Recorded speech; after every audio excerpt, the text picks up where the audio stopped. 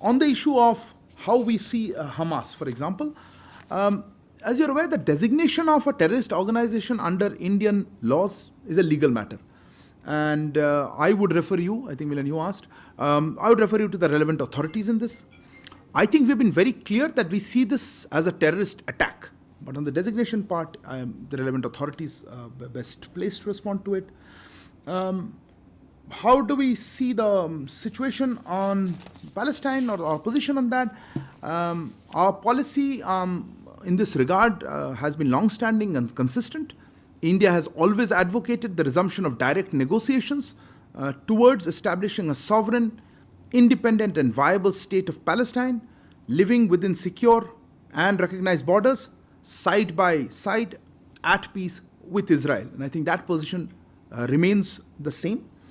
There were some queries about how do we see the developments that are happening, including the violence that's taken place, as well as did Prime Minister raise some issues, including I think Prime Minister conversation or his comments stand on their own, and I think they do not require any clarification.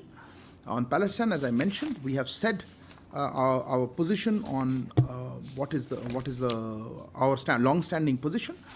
The only element that I would like to add is that there is regarding particularly the humanitarian situation or the developments you said, I think restraint, Devirupa, you had asked, and Rishabh, I think you had asked about whether the intervention, I don't know what you meant by intervention. As I said, our focus is to assist our citizens. But there is an universal obligation, I think, to observe international humanitarian law. There is also a global responsibility to fight the menace of terrorism in all its forms and manifestations. And I think that accurately sums up how we look at this position.